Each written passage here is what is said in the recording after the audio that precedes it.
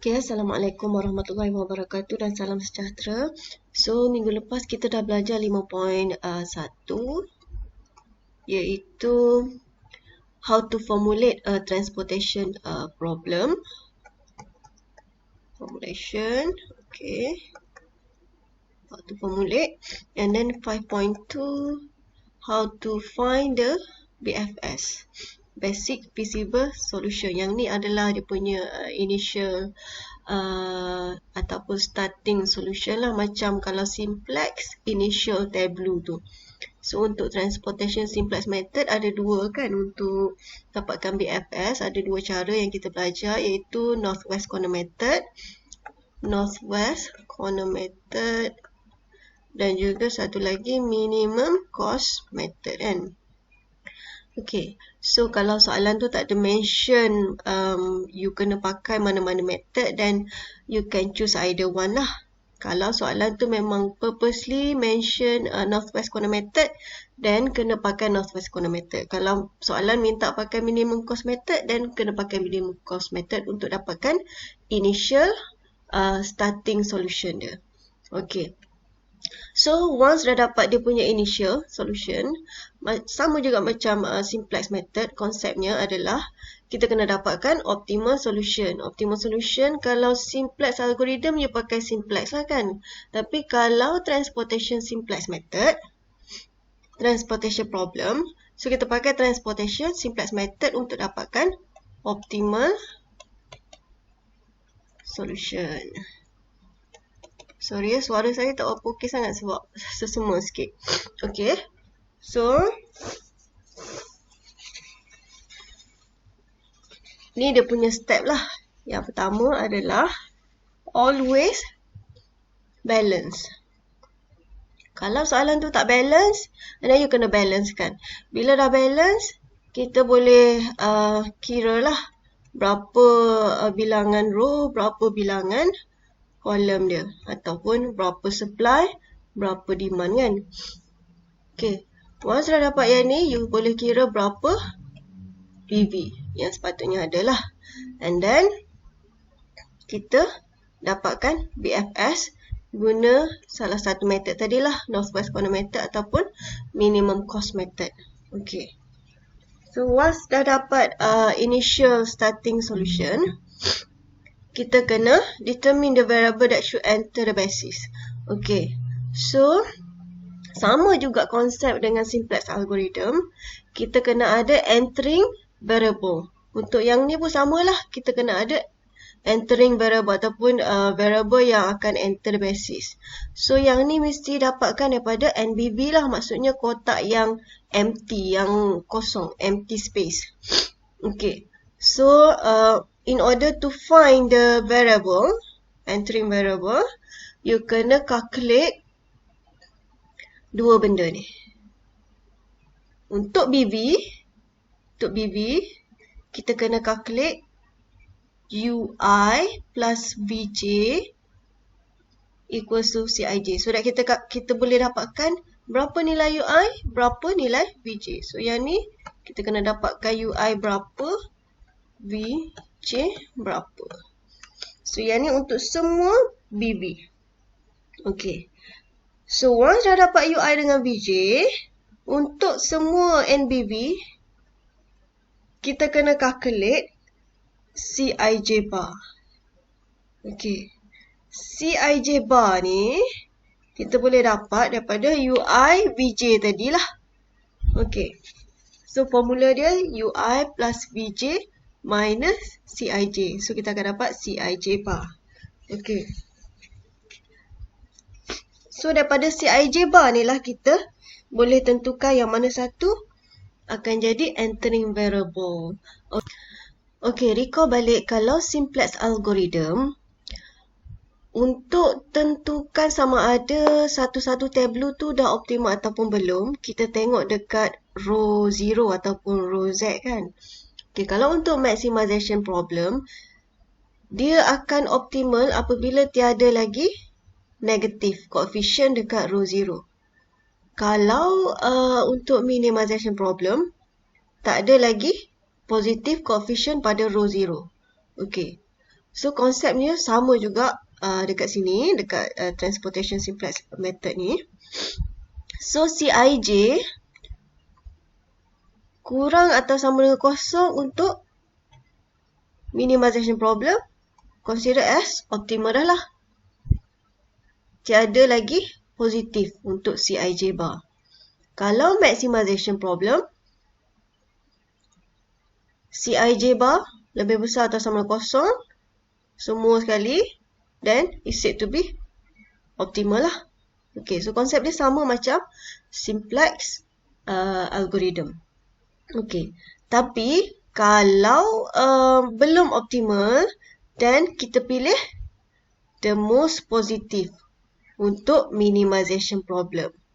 Untuk maximization problem, kita pilih the most negative Cij bar, dan dia punya NBV tadi akan enter basis. So samalah konsep dia, kita pilih the most positive untuk minimization, the most negative untuk maximization problem.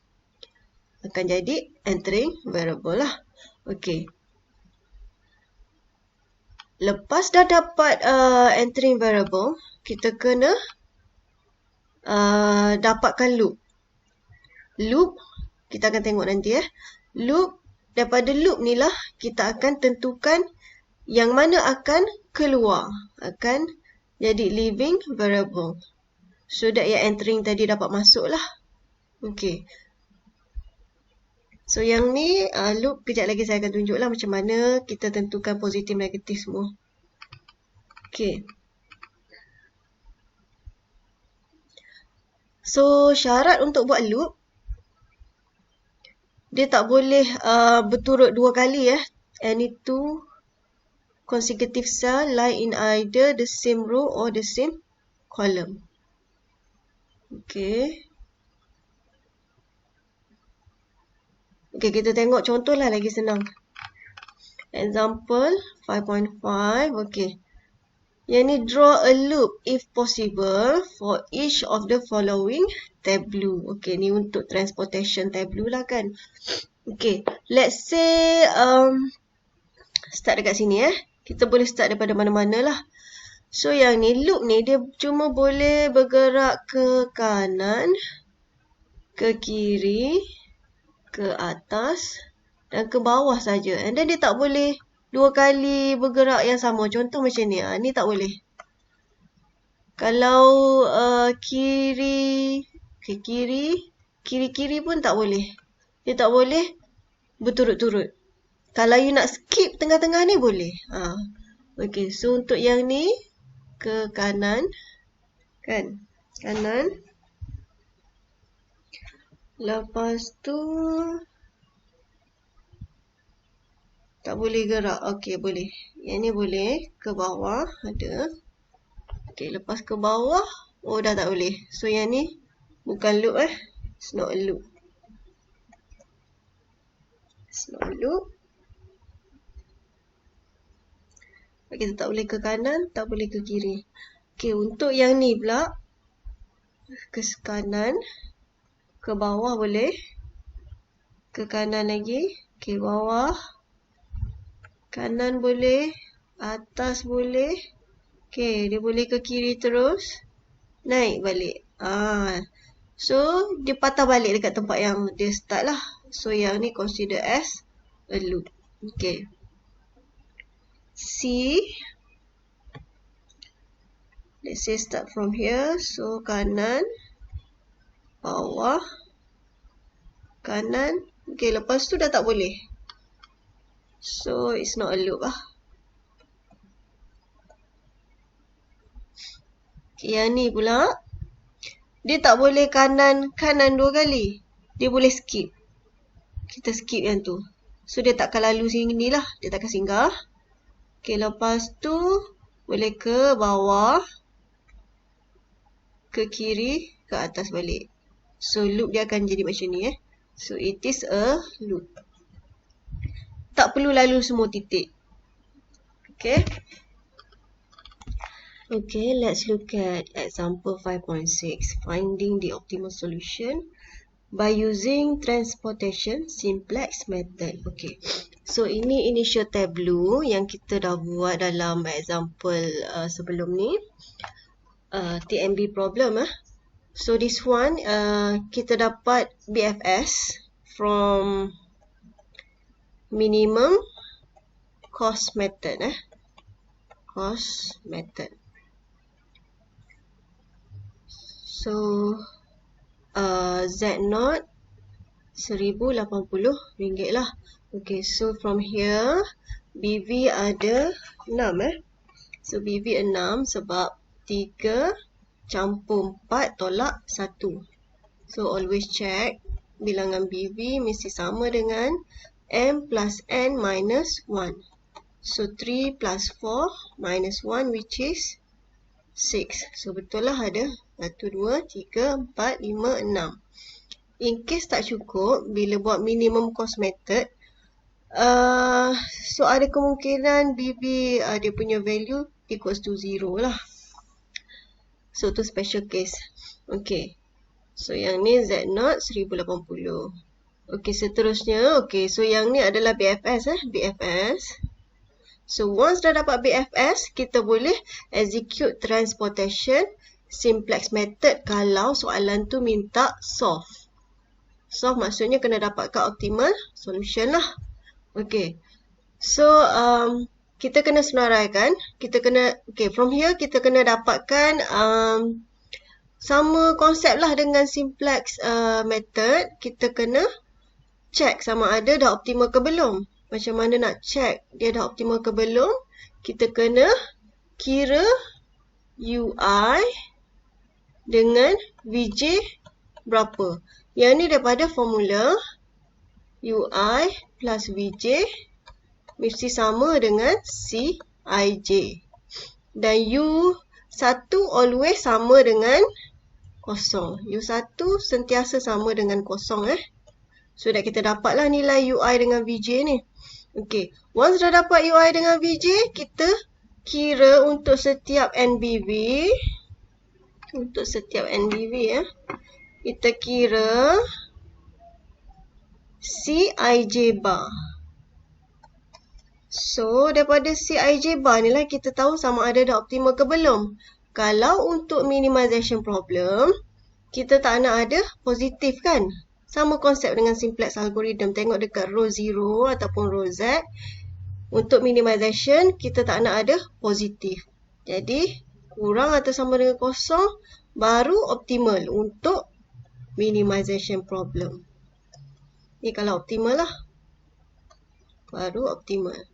Kalau untuk maximization problem, CIJ bar lebih besar atau sama dengan kosong, barulah optimal. Tu beza dia. Okay. So, untuk setiap BV, kita list down lah. Ini BV yang pertama kita. Tengok kotak ni. Tableau ni. Ni untuk X11. Kita senaraikan X11 kira U1 tambah V1 sama dengan C11. Guna formula ni C11 daripada atas ni lah 8. So, ni C11. C11 sama dengan 8. So, daripada sini V1 actually sama dengan 8 lah sebab U1 kosong. Yang ni memang kita sentiasa let U1 sama dengan kosong. Okay. Next BV kita X12. So, U1 ni IJ kan ni? Ni XIJ. XIJ BV lah. Untuk BV. X12. So, U1 tambah V2 sama dengan C12. C12 6. So, kat sini U1 kosong. Jadi, V2 sama dengan 6. Next BV X 2 1. So I2 J1. So U2 tambah V1 sama dengan 9. Okey. Untuk kes yang ni V1 kita dah dapat kat sini 8. Jadi U2 sama dengan 1. Okey, next X2 3. So, U2 tambah V3 sama dengan C23. C23 untuk kes yang ni 23. 13 atas ni 13. So U2 tadi 1. Jadi B3 sama dengan 12. 13 tolak 1 ni kan. Okey, BB yang terakhir X. Belum terakhir lagi. Ada missing ke? Macam ada missing ni. X 23. So X 33. So ni X ketiga. U3 tambah V3 sama dengan 16. So U3 sama dengan 4 lah. Yang seterusnya X3 4 X3 4. So U3 tambah dengan V4 sama dengan C34. C34 kita adalah 5. So daripada sini kita boleh kira V4 sama dengan 5 tolak dengan U3 which is 4. So 1 lah V4. Okay, so dah settle lah. So semua dapat lah. UI dapat, VJ pun dah dapat. Once dah dapat UI dengan VJ, kita boleh calculate CIJ bar untuk setiap NBB. Setiap NBB Okay, so kita list down dekat bawah ni NBB. NBB X13, X14, X22, X24, X31, X32. So guna formula CIJ bar ni sama dengan UI plus VJ minus CIJ. So kalau you dah dapat semua kurang atau semua kosong, maksudnya dah optimal. Tapi kalau masih ada yang positif, bermaksud belum optimal dan kita pilih the most positive value tu sebagai basic variable lah. Nanti dia akan masuk jadi basis. Okay. So untuk yang ni, saya dah kira siap-siap. CIJ bar yang pertama. So ni CIJ bar. Ni adalah CIJ bar lah. Kolom ni. So yang pertama, untuk X13, C13 bar. C13 bar sama dengan 2. So ni C13 bar. Okay, C14 bar negatif 8. So guna formula ni je. Macam tadi X13 ni U1 tambah V3 tolak C13. So kita akan dapat 2. Dan seterusnya lah. Negatif 8. Okay, sampailah X32 semua NBB kita. So yang ni C32 bar dapat 1. Jadi masih ada yang positif kan? Ada. Ni masih positif. Okay, ni dah okay lah. Negatif, negatif, negatif, negatif. So ada 2 positif. So kita pilih the most positive. Kita pilih the most positive value sebagai entering variable lah. So X13 will enter the basis. Okay. Once kita dah tahu dia masih lagi belum optimal.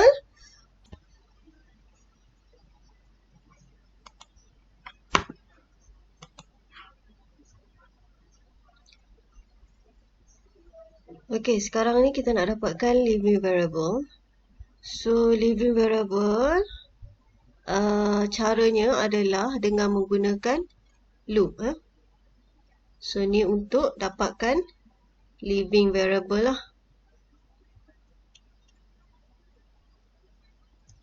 Okay, kalau tadi X13 ni akan enter the basis. So yang ni adalah entering variable. Tapi amount dekat sini kita masih tak tahu berapa. Berapa X13 punya amount lah. Okay. So kita tulis je dulu sebagai theta. Sebab kita tak tahu lagi berapa. So theta. Daripada theta ni kita akan buat loop. buat loop. Okay. So, yang paling senang, dia terus ke bawah lah. Ke sini. Kalau dia ke sini, terus, dia hanya boleh ke kanan, dia tak boleh naik atas balik. Takkan jadi loop lah. So, dia ke bawah yang ni saja. Lepas tu ke kiri.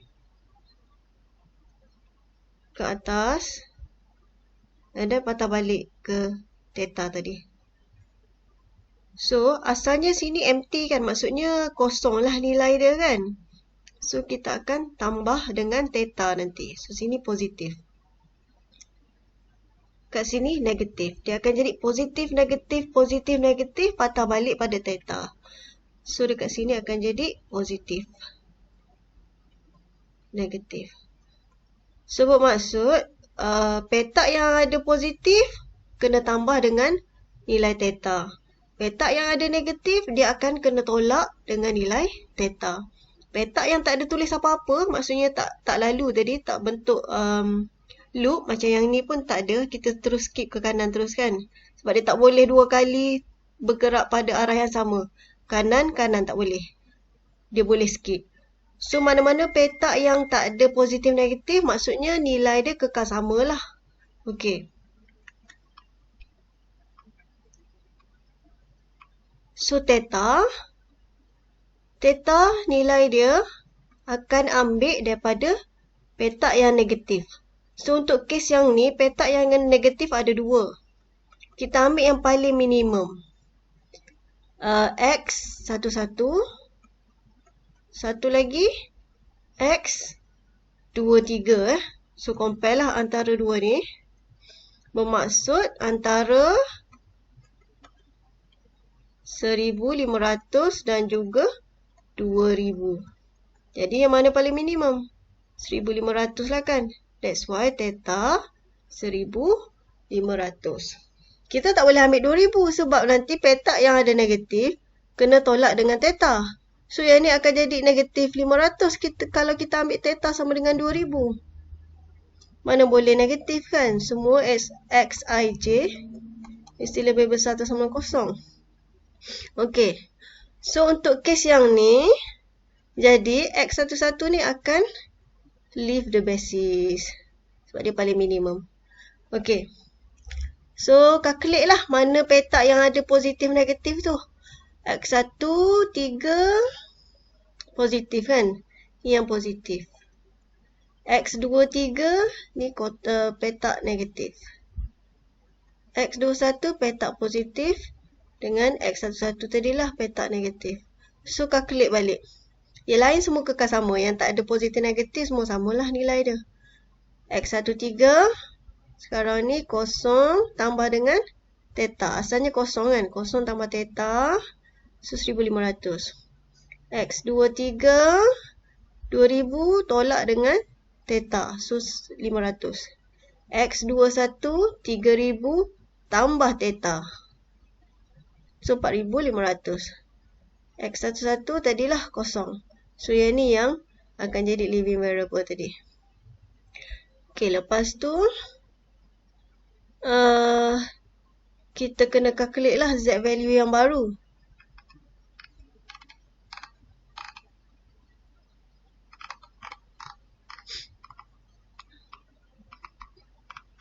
Yang ni Z value yang baru untuk tableau yang baru lah. So, sekarang ni kita update. Yang mana yang tak ada positif negatif kekal sama. 1,000, 3,000, 2,000 ni kekal sama. Yang terlibat cuma yang ni tadi dah jadi kosong. X13 1,500. X23 500. X21 4,500. Okay, so bila calculate new value for Z, sama dengan ni lah. Atas ni. So, you calculate kat bawah lah kot. Lagi jelas berapa. Ini yang saya dapat lah. RM RM1,050. Okay. So, dah dapat tableau yang baru. Kita ulang balik proses yang sama. Iaitu, kena check sama ada dah optimal ke belum.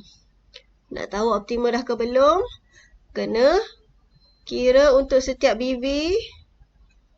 Untuk setiap BV ni, kena kira dia punya UI dengan VJ sama dengan berapa. Guna formula UI tambah VJ sama dengan CIJ. Okey, U1 always sama dengan kosong. Untuk NBV, kena kira CIJ bar sama dengan berapa. Kena pastikan dia kurang atau sama dengan kosong untuk minimization, barulah optimal. Okay, so nak dapatkan CIJ bar ni, formulanya adalah UI plus VJ minus CIJ. Okay. So, BV kat sini yang pertama adalah X1, 2. X1, 2. So, U1 tambah V2 sama dengan C12, iaitu 6. 6. So, X1, 3 pula. So, dah dapat ni. Kita tahulah V2 sama dengan 6. Okey, X1, 3. U1 tambah V3 sama dengan 10. So, dapat nilai V3 since U1 sama kosong kan. Next, X2, 1. Okey, X21, U2 tambah V1 sama dengan 9. Okey, U2 kita belum dapat lagi. V1 pun belum dapat lagi. So, you boleh skip dulu yang ni. Skip dulu sekejap. Kita tengok untuk next NBV iaitu X23. X23, U2 tambah V3 sama dengan 13. 13. So, V3 kat sini 10. Jadi, U2 sama dengan 3. So, patah balik yang tadi. 9 tolak 3. So, V1 sama dengan 6. Okey, next BV X33. So, calculate dapat U3 6. Next, X34. So, U3 tambah V4 sama dengan 5. So, V4 sama dengan negatif 1. Okey, sudah kira semua UI dengan VJ. Sudah dapat UI VJ untuk BV. So, untuk NBV pula, calculate CIJ bar. Pakai formula ni tadilah. CIJ bar. So, NBV, X11, X14, X22, X24, X31, X32. Okey. So, ini yang saya dapat negatif 2, negatif 10, negatif 3, negatif 5, negatif 2, 3. So, masih ada yang positif. So, greater than 0. So, you kira dulu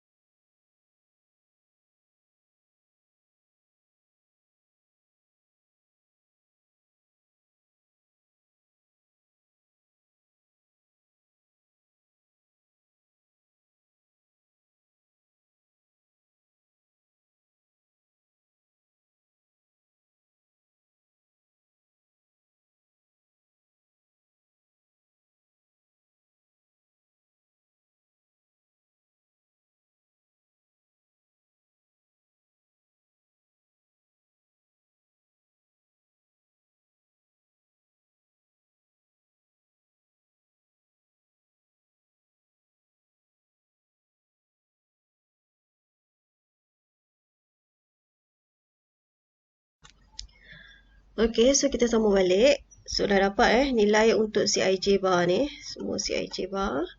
Okey, jadi masih ada yang lebih besar daripada kosong kat sini. So bermaksud sebab satu je, jadi ini adalah entering variable dia lah. So x3 2 akan enter the basis. Since you dah dapat entering variable, macam biasa kena cari leaving variable pakai loop. So ni dapatkan leaving lah. Okey.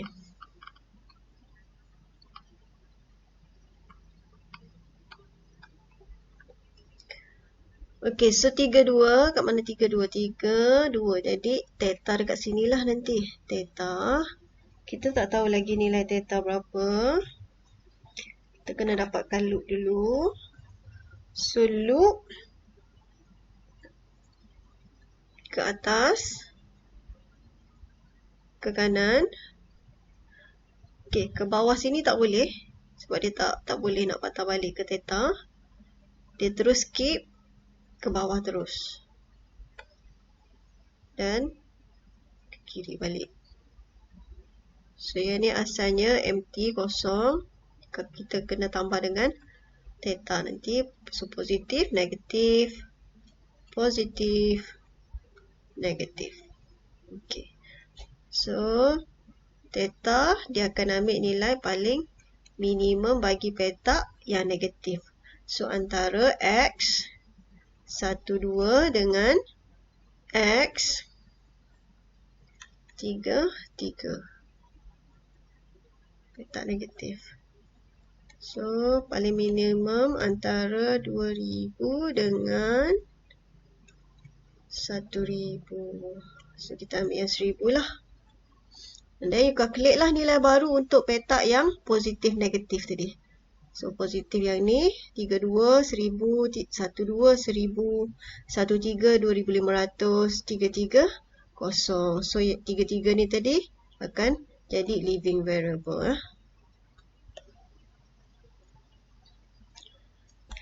Okay, so sekarang kita dah boleh dapat tableau tu. Yang mana yang dekat tableau 1 tadi ada negatif positif, kita kena update lah dengan new value dia. So yang ni 1000, x32 x32 1000, x12 1000, x13 2500, x33 dah kena keluar daripada basis, jadi empty empty, dia bukan lagi BB. Okay, selain daripada tu petak 21, 23 dengan 34 ni kekal samalah sebab tadi tak ada positif negatif kan. Okay, so sekarang ini adalah tableau tu. So kita kena calculate lah new value for Z. So saya dapat kat sini 102,000 sen ataupun berapa ringgit ni? RM 1020 ringgit. So ni Z2 lah. Okay.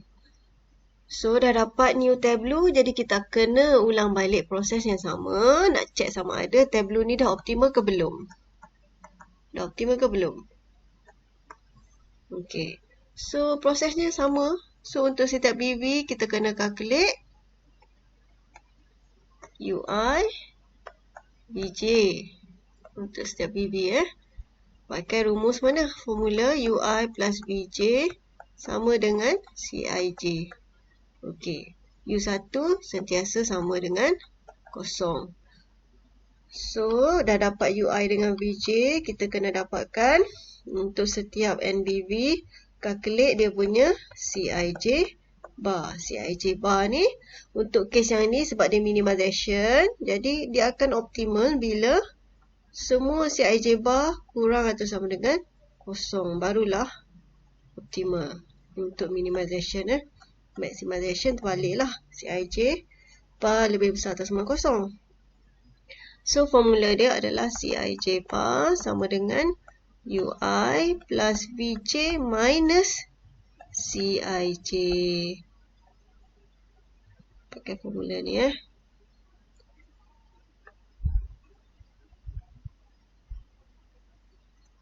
Okey.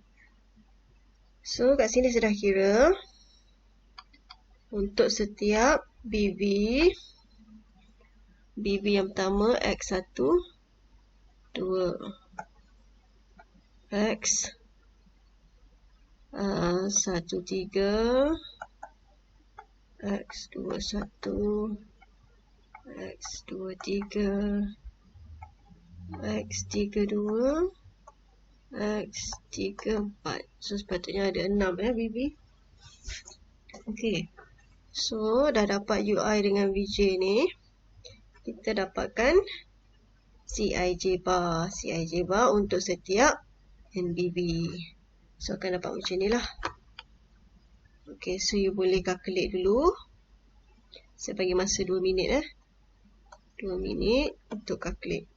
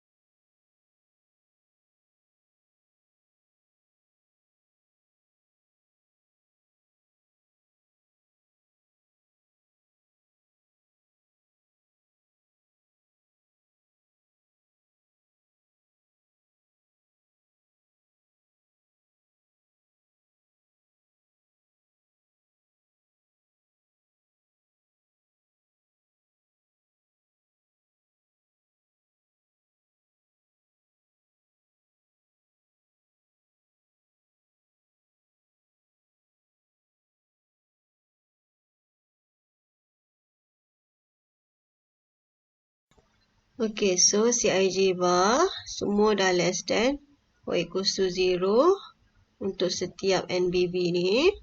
Therefore, the optimal tableau has been obtained. Tableau 2 is the optimal tableau. So, optimal solution, you list down je lah semua NBB tadi. Dan juga semua BB dan juga NBB. So, BB kita X12 1000, X13 2500, X21 4500, X23 500, X32 1000, X34 3000. Selain daripada tu adalah NBB which is 0 lah, semua dia punya nilai kan. And the optimal value untuk Z value, so dah calculate juga kat sini, kita dapat 102,000 sen ataupun RM1,020. Tadi dah kira pun dekat tableau tu tadi kan. Okay. So itu saja. Jadi untuk homework, exercise 5.3. Ni homework Homework exercise 5.3 lagi campur dengan semua review, semua soalan dalam review problems. Inilah semua sampai habis. Thank you for your attention. Hope you enjoy today's class and please don't forget the homework.